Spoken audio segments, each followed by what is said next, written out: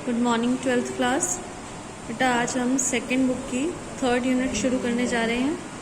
Unit है परमाणु तथा नाभिक, और इस यूनिट में जो फर्स्ट चैप्टर है वो है परमाणु की संरचना तथा स्पेक्ट्रमों की उत्पत्ति। इस चैप्टर में काफ़ी टॉपिक्स ऐसे हैं जो केमिस्ट्री का बेस हैं और आप लोग पहले कई बार कर चुके हैं। पहले मैं इसका पाठ्यक्रम बता दूं कि इस चैप्टर में से आपको करना क्या क्या है। अल्फा कण प्रकीर्णन प्रयोग, परमाणु का रदरफोर्ड मॉडल, बोहर मॉडल, ऊर्जा स्तर, हाइड्रोजन स्पेक्ट्रम। और इस चैप्टर में से कुछ भी टॉपिक रिलेटेड नहीं है, ठीक है।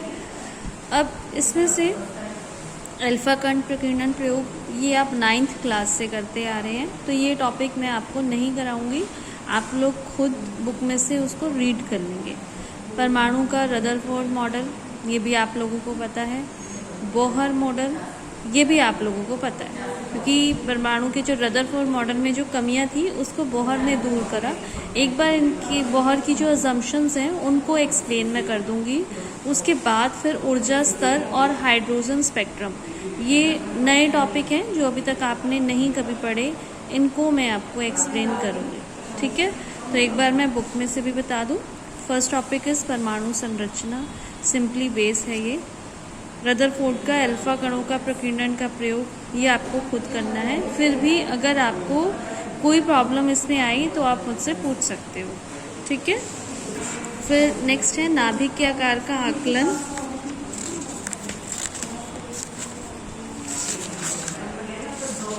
नेक्स्ट टॉपिक है परमाणु का रदरफोर्ड मॉडल, और उससे नेक्स्ट टॉपिक है बोहर का परमाणु मॉडल। तो बोहर ने जो रदरफोर्ड ने अपने मॉडल में जो कमियां छोड़ दी थी, उन कमियों को बोहर ने दूर किया क्वांटम सिद्धांत पर। जो क्वांटम या फिर जो फोटॉन के बारे में मैं आपको पिछले यूनिट में पढ़ा चुकी हूँ।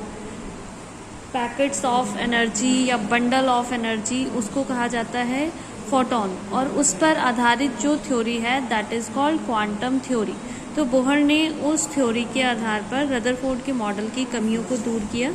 एक बार जल्दी से मैं इन बोहर के परमाणु मॉडल को आपको एक्सप्लेन कर देती हूँ, हालांकि आप ये केमिस्ट्री में पढ़ चुके हो। उसके बाद मैं ऊर्जा स्तर के बारे में पढ़ाऊँगी। तो बोहर ने जो क्वांटम थ्योरी या जो फोटॉन वाली थ्योरी थी उसके आधार पर रदरफोर्ड के मॉडल की कमियों को दूर किया। इनके पॉइंट्स, सबसे पहले इलेक्ट्रॉन केवल उन्हीं कक्षाओं में घूम सकते हैं जिसमें उनका कोणीय संवेग h/2π का पूर्ण गुणज होता है। रदरफोर्ड ने क्या कहा था कि इलेक्ट्रॉन्स घूमते रहते हैं, पर इन्होंने क्या बताया कि केवल उन्हीं कक्षाओं में घूमेंगे जहां उनका जो कोणीय संवेग होगा h/2π का पूर्ण गुणज होगा। मतलब या तो h/2π होगा या 2h/2π होगा या 3h/2π होगा। और जब घूमेंगे इलेक्ट्रॉन तो घूमने के लिए उन्हें क्या चाहिए, जो कोणीय संवेग होगा वो आपको बताया कि h/2π के पूर्ण गुणज होगा। तो mvr जो कोणीय संवेग है इज इक्वल टू nh/2π, जहाँ पर n जो है ये क्या है, ये कक्षा की संख्या है या जिसको क्वांटम नंबर भी कहा जाता है, ठीक है। तो इससे हमें क्या पता चला कि इलेक्ट्रॉन्स जो हैं कुछ निश्चित कक्षाओं में ही घूम सकते हैं, और इन कक्षाओं को क्या कहा जाता है, स्थायी कक्षाएं।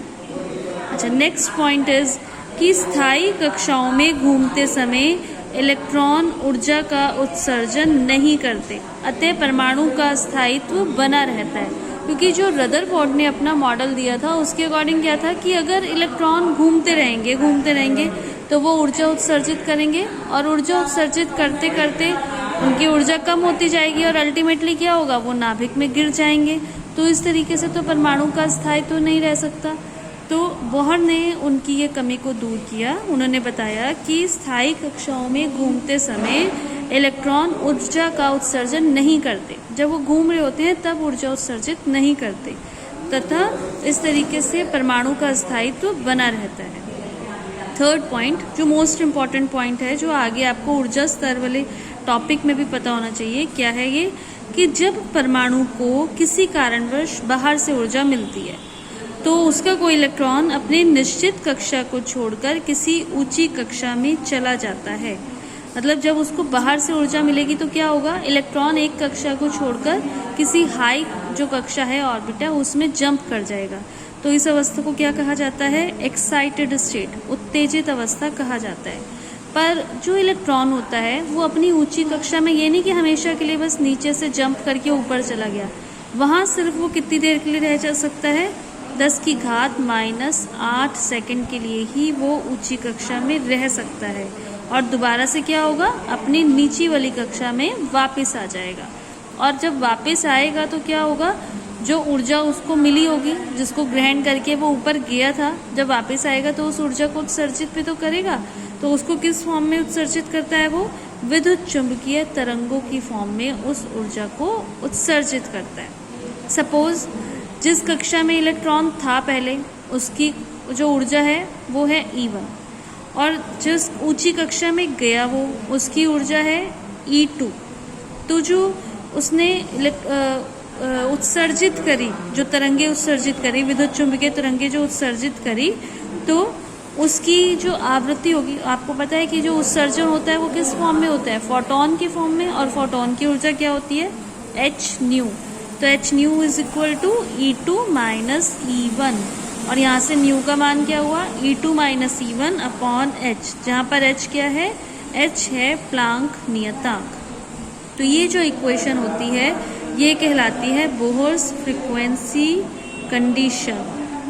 तो एक बार दोबारा से इस पॉइंट को जल्दी से मैं आपको बता देती हूँ कि जब परमाणु को किसी कारणवश, किसी भी रीज़न से उसको ऊर्जा मिल जाती है तो वो क्या होता है, अपनी नीची कक्षा को छोड़कर ऊपर वाली कक्षा में जंप कर जाता है और वहाँ सिर्फ 10⁻⁸ सेकंड तक ही रहता है, और उसके बाद दोबारा वो कहाँ आ जाता है, अपनी नीचे वाली कक्षा में आ जाता है।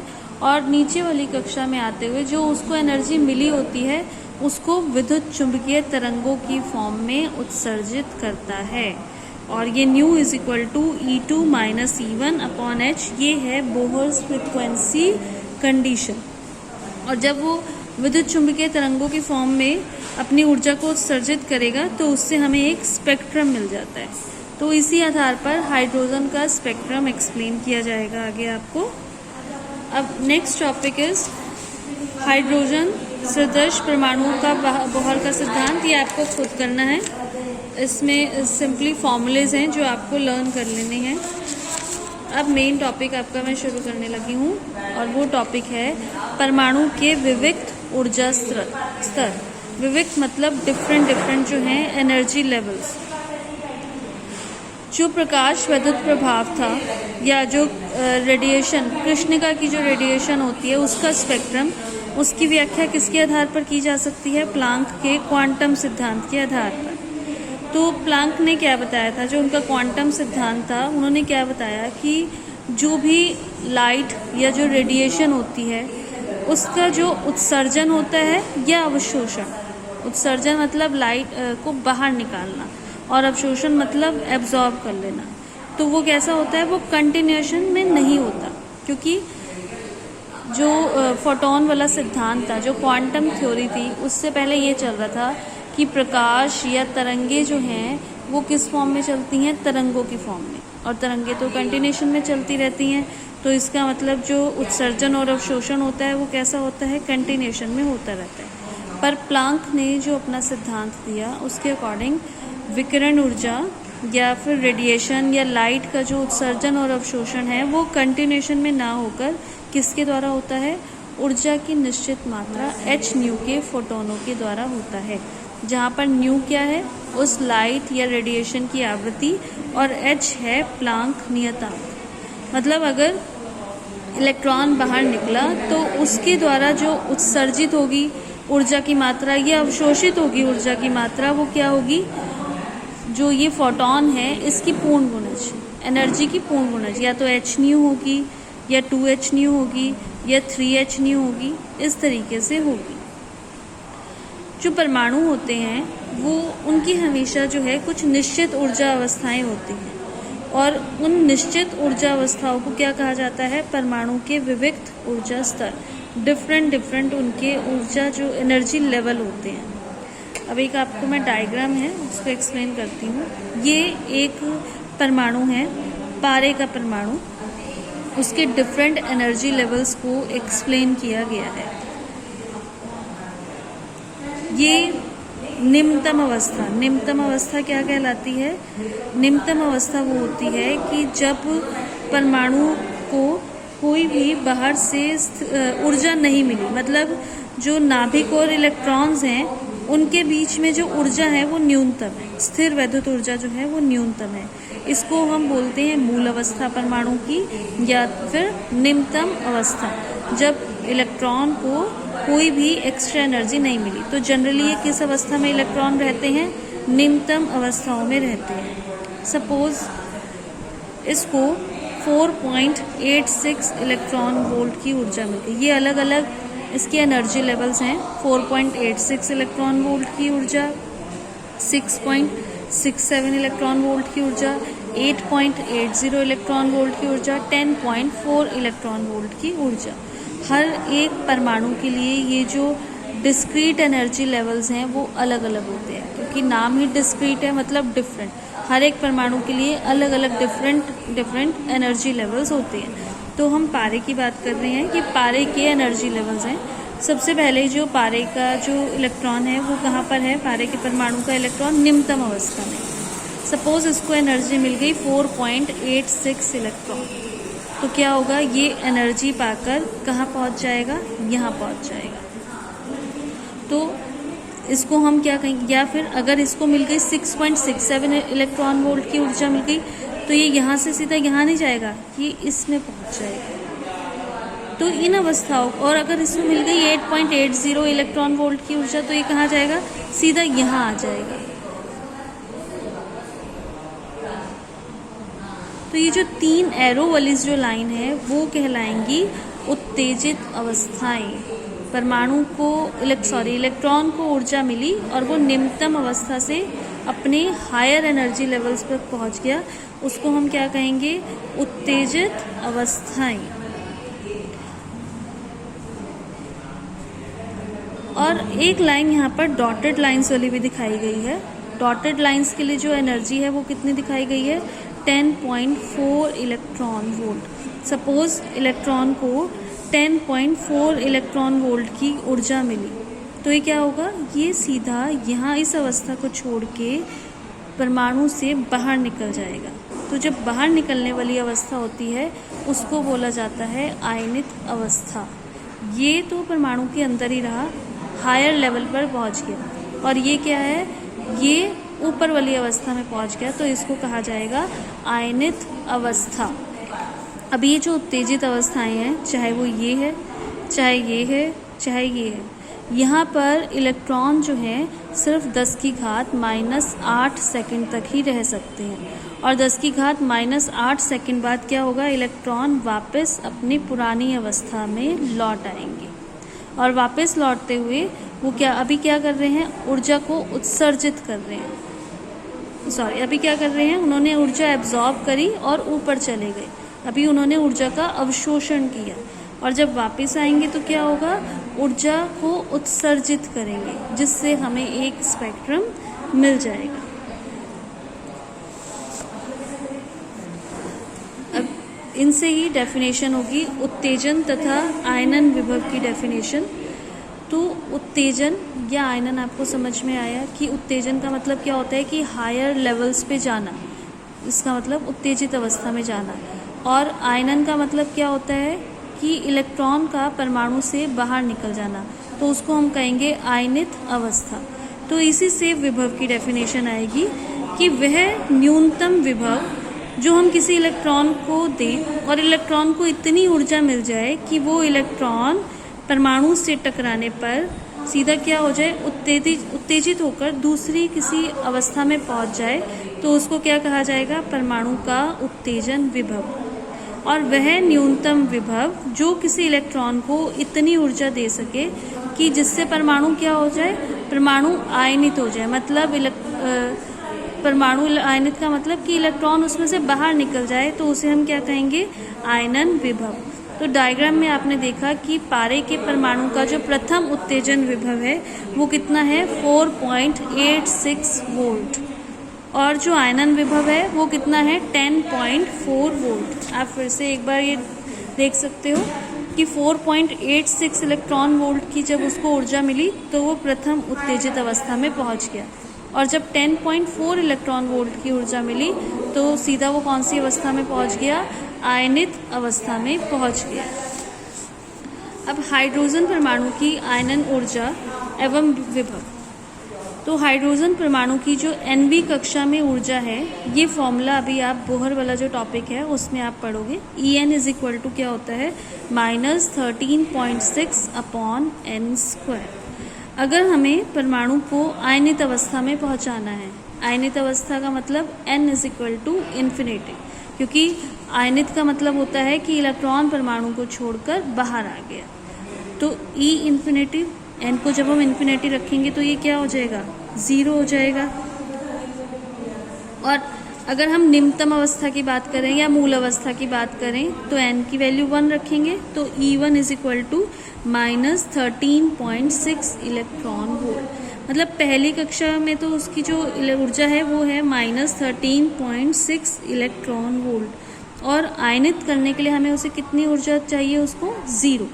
तो अगर हम बाहर से उसको +13.6 इलेक्ट्रॉन वोल्ट की ऊर्जा दे दें तो क्या होगा, माइनस और प्लस सेम रिजल्ट, तो कितना हो जाएगा, 0। तो इट मीन्स क्या होगा कि अगर हम परमाणु को +13.6 इलेक्ट्रॉन वोल्ट की ऊर्जा दे दें तो परमाणु आयनित हो जाएगा, आयनित अवस्था में पहुंच जाएगा। और ये जो +13.6 इलेक्ट्रॉन वोल्ट ऊर्जा हमने दी, ये ऊर्जा क्या कहलाएगी, ये ऊर्जा कहलाएगी आयनन ऊर्जा, क्योंकि इससे इलेक्ट्रॉन जो था वो आयनित हो गया। नेक्स्ट, उत्सर्जन तथा अवशोषण संक्रमण। अब ये तो आपको पता है कि अभी मैंने जैसे पहले भी बताया कि परमाणु क्या करते हैं, कुछ निश्चित ऊर्जा मात्राओं को ग्रहण करते हैं, और ग्रहण करने पर क्या होता है, वो अपने हायर स्टेट पर चले जाते हैं और वहाँ पर सिर्फ 10⁻⁻8 सेकंड तक रहते हैं, और उसके बाद तुरंत वापस आ जाते हैं अपनी निम्नतम अवस्था में। तो एक बार फिर से ये डायग्राम देखते हैं। ये भी पारे के परमाणु के लिए ही दिया हुआ है। तो उत्सर्जन संक्रमण यहाँ पर दिखाया हुआ है। उत्सर्जन संक्रमण का मतलब है कि परमाणु जो है इतनी ऊर्जा को उत्सर्जित करेगा और एक स्पेक्ट्रम देगा और नीचे वाली अवस्था में आएगा। जैसे अगर हम यहाँ से बात करें, यहाँ पर कोई इलेक्ट्रॉन है। अब जब इलेक्ट्रॉन अगर इतनी ऊर्जा उत्सर्जित करेगा तो वो यहाँ से यहाँ तक आएगा। थोड़ी ज़्यादा ऊर्जा को उत्सर्जित करेगा तो वो यहाँ से यहाँ तक आएगा, और ज़्यादा को उत्सर्जित करेगा तो यहाँ से यहाँ तक आएगा। मतलब ये वाला जो इलेक्ट्रॉन है जो यहाँ पर है वो यहाँ से सीधा इस अवस्था में भी आ सकता है, अपने से नीची वाली कक्षा में भी आ सकता है, या फिर ज़्यादा ऊर्जा को उत्सर्जित करके बिल्कुल नीचे वाली अवस्था में भी आ सकता है। अगर यहाँ पर कोई इलेक्ट्रॉन है तो यहाँ से वो n=4 से n=3 में भी आ सकता है, n=2 में भी आ सकता है, और n=1 में भी आ सकता है।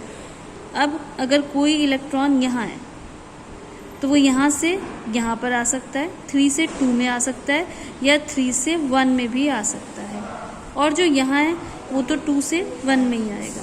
तो उत्सर्जित जब होता है, उत्सर्जन संक्रमण जो आप देख रहे हैं उसमें क्या हमें पता चल रहा है कि कोई भी जो परमाणु है अपनी उत्तेजित अवस्था से सीधे निम्नतम अवस्था में भी आ सकता है, या फिर कुछ नीची ऊर्जा अवस्थाओं से होते हुए भी नीचे वाली अवस्थाओं में लौट सकता है।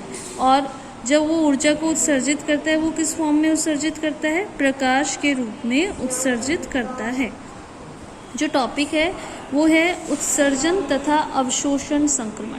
तो उत्सर्जन संक्रमण तो हमें समझ आ गया। अब अवशोषण संक्रमण। अवशोषण संक्रमण का मतलब ये है कि जो परमाणु हैं वो प्रकाश का सिर्फ उत्सर्जन नहीं करते, अगर उनको कोई जितनी एनर्जी का उन्हें चाहिए उतनी एनर्जी का अगर फोटोन मिल जाए तो वो उसको अवशोषित भी कर लेते हैं। जैसे आप यहाँ देखिए कि ये निम्नतम स्तर पर कोई परमाणु है, उसने कोई फोटोन जितना उसको चाहिए जिस एनर्जी का, उस एनर्जी का फोटोन मिला, उसने उसे अवशोषित करा, तो यहाँ से वो कहाँ पहुँच गया, इस स्टेट पे पहुँच गया।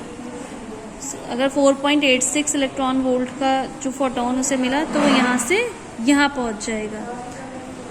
6.67 इलेक्ट्रॉन वोल्ट का अगर फोटोन मिला तो वो यहाँ से यहाँ नहीं जाएगा, वो सीधा यहाँ से यहाँ चला जाएगा। अगर इससे ज़्यादा एनर्जी का 8 इलेक्ट्रॉन वोल्ट उसको एनर्जी का कुछ मिला फोटोन, तो वो क्या करेगा, यहाँ से सीधा यहाँ चला जाएगा। तो परमाणु सिर्फ उत्सर्जित ही नहीं करते हैं, अवशोषित भी करते हैं। इस संक्रमण को बोला जाता है अवशोषण संक्रमण। पर दोनों में डिफरेंस होता है, उत्सर्जन संक्रमण में और अवशोषण संक्रमण में। अब क्या डिफरेंस है, ऊर्जा स्तरों का डिफरेंस है। यहाँ पर अवशोषण संक्रमण में ऊर्जा स्तर देखिए कितने हैं, 1, 2 एंड 3, और उत्सर्जन संक्रमण में देखिए कितने ऊर्जा स्तर हैं, 1, 2, 3, 4, 5, 6। तो ऊर्जा स्तरों का डिफरेंस होता है उत्सर्जन संक्रमण में और अवशोषण संक्रमण में। ऐसा क्यों होता है, क्योंकि जो अवशोषण संक्रमण होते हैं वो बिल्कुल नीचे वाले पॉइंट से ही शुरू होते हैं और किसी भी ऊपर वाले पॉइंट पर जाकर ख़त्म हो जाते हैं। पर जो उत्सर्जन संक्रमण होते हैं वो किसी भी ऊंचे वाले पॉइंट पर शुरू हो सकते हैं और नीचे वाले पॉइंट पर ख़त्म होते हैं। तो उत्सर्जन संक्रमण और अवशोषण संक्रमण में ये डिफरेंस है कि उत्सर्जन संक्रमण में जो ऊर्जा स्तरों की संख्या होती है वो ज़्यादा होती है अवशोषण संक्रमण से। अब उत्सर्जन संक्रमण से रिलेटेड जो टॉपिक है, delta E is equal to H nu, ये हमें प्लांक के सिद्धांत से पता है, और न्यू इज इक्वल टू क्या होता है, सी अपॉन लैम्डा। तो delta E is equal to h c upon lambda, और lambda is equal to h c upon delta E, जहाँ पर एच प्लांक नियतांक है जिसका मान हमें पता है 6.6 गुना 10 की घात माइनस 34 जूल सेकेंड। सी वेग है, प्रकाश की चाल है, 3 गुना 10 की घात 8 मीटर पर second. Delta E electron volt का मान है और 1 इलेक्ट्रॉन वोल्ट में 1.6 गुना 10 की घात माइनस 19 जूल होता है।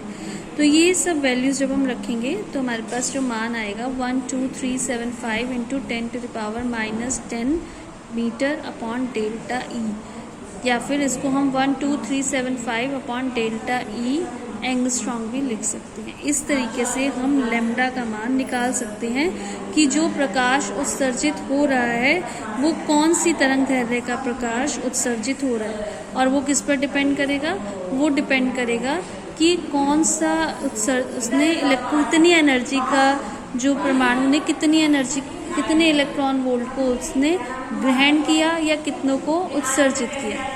अभी जो फॉर्मूले में 12375 आया है, इसको याद करने के लिए हम 1 2 3 4 5 भी कर सकते हैं फॉर्मूले में, और इस फॉर्मूले को यूज़ करने से नियर अबाउट 1% का एरर आता है। अगर आपको ये याद रहे वेरी गुड, और अगर आपको नहीं याद हो रहा है तो आप इस तरीके से भी इसको याद कर सकते हो। अब नेक्स्ट टॉपिक है हाइड्रोजन स्पेक्ट्रम, जो हम नेक्स्ट वीडियो में करेंगे।